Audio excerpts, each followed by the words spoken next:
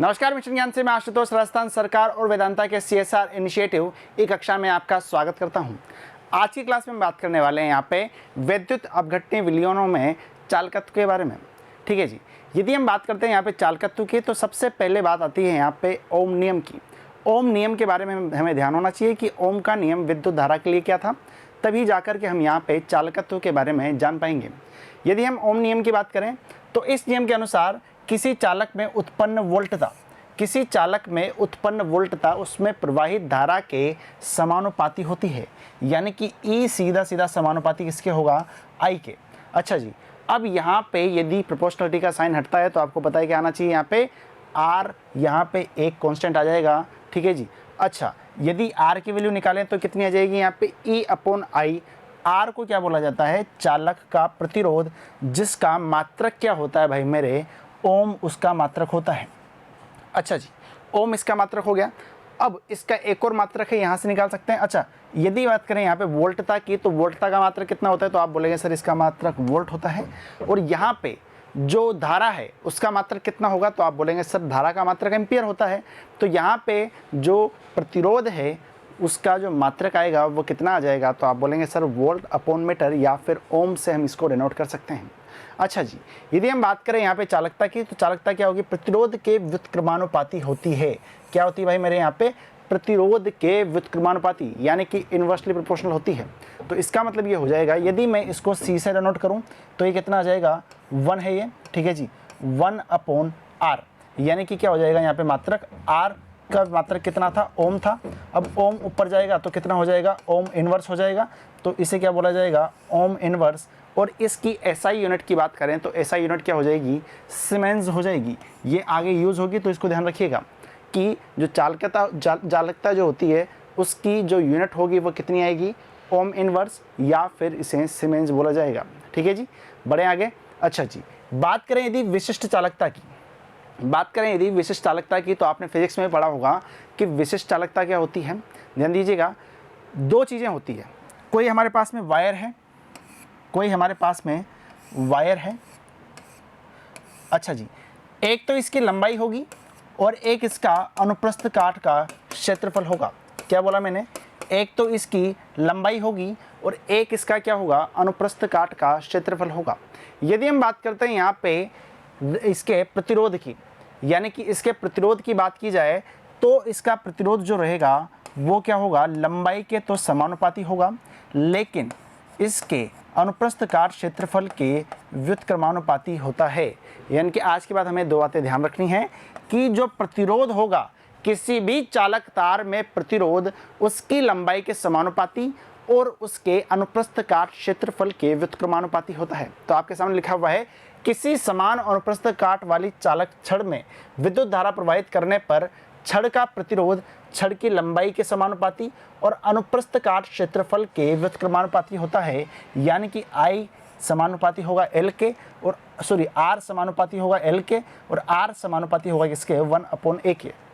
यदि हम इन दोनों को एक साथ लिखना चाहें तो क्या लिख सकते हैं, यहाँ पे R सीधा सीधा समानुपाती किसके हो जाएगा, L/A के। और आपको पता है जैसे ही समानुपाती का चिन्ह हटेगा तो ये एक यहाँ पे नियतांक आएगा, इससे बोला जाएगा रो।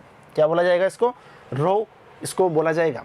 अच्छा जी, अब ये रो जो है वो क्या है, तो ध्यान दीजिएगा, रो एक स्थिरांक है जिसे क्या बोला जाता है, चालक का विशिष्ट प्रतिरोध या फिर प्रतिरोधकता इसको बोला जाएगा।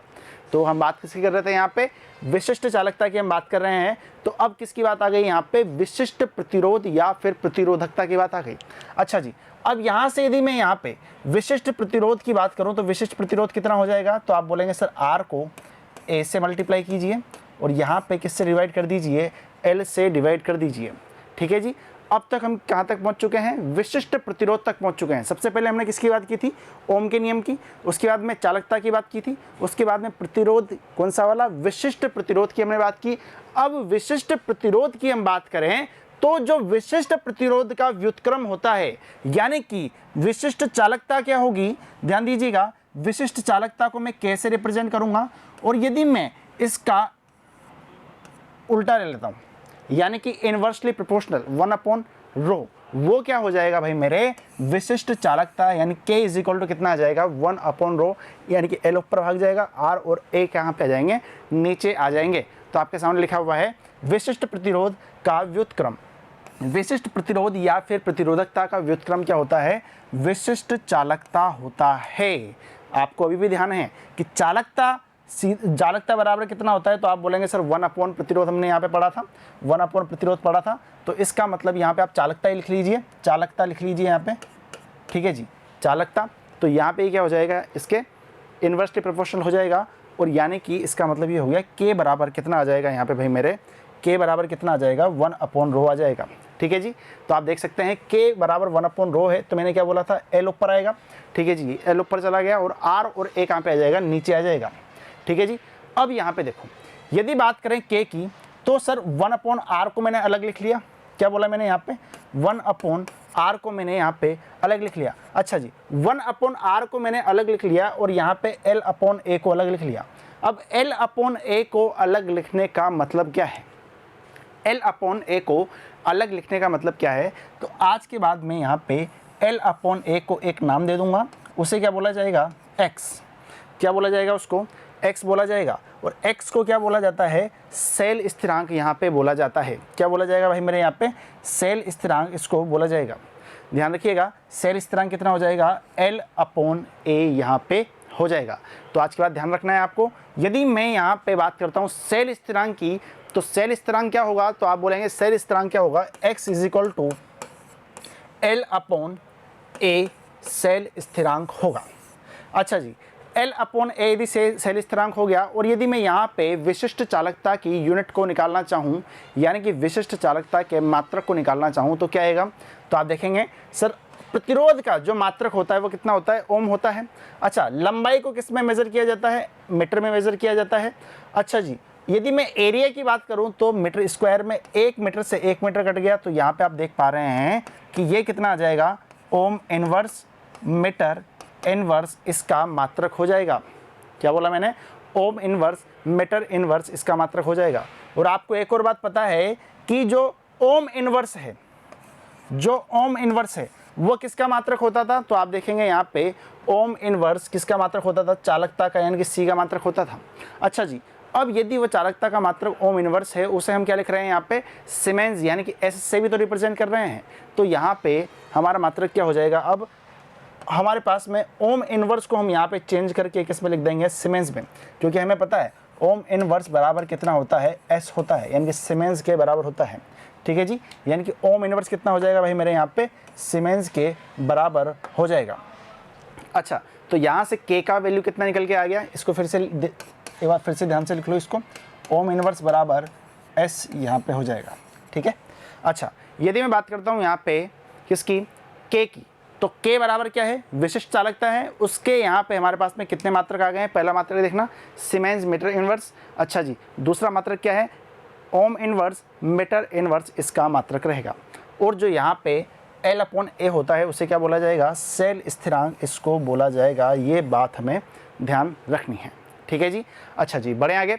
अब देखो, यदि मैं बात करता हूँ यहाँ पे विशिष्ट चालकता की, तो विशिष्ट चालकता क्या आ गई, विशिष्ट चालकता कितनी आ जाएगी भाई मेरे यहाँ पे, 1/R क्या था, 1/R क्या था, तो आप बोलेंगे सर 1/R जो था वो क्या था, यहाँ पे मेरा चालकता थी। और जो L/A है वो क्या है, यहाँ पे सेल स्थिरांक है। तो यहाँ पे एक बात बोली जा सकती है, सर चालकता को किससे डिनोट किया था, C से डिनोट किया था, सेल स्थिरांक को किससे यहाँ पे प्रदर्शित किया गया है, X से लिया गया है।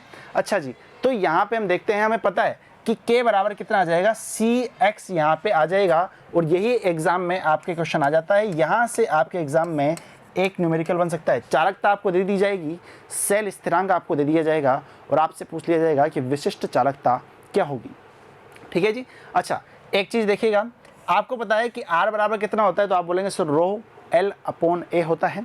अब यदि मैं यहाँ पे L को कितना कर देता हूँ, 1 मीटर, और यहाँ पे एरिया भी कितना कर दिया, 1 मीटर स्क्वायर कर दिया, तो यहाँ पे बात ये हो गई सर, एकांक अनुप्रस्थ काट क्षेत्रफल में और एकांक लंबाई वाले तार को, यानी कि ऐसा तार जिसकी लंबाई क्या है, एकांक है, लंबाई लिख लो इसको, लंबाई एकांक है, और एकांक ही क्या है उसका अनुप्रस्थ काट क्षेत्रफल है। उसमें जो उसमें उस चालक तार में जो प्रतिरोध होगा वही क्या कहलाएगा, विशिष्ट प्रतिरोध। यानी कि एकांक अनुप्रस्थ काट वाले क्षेत्रफल में और एकांक लंबाई वाले तार में जो प्रतिरोध होता है उसी को क्या बोला जाता है भाई मेरे, विशिष्ट प्रतिरोध बोला जाता है।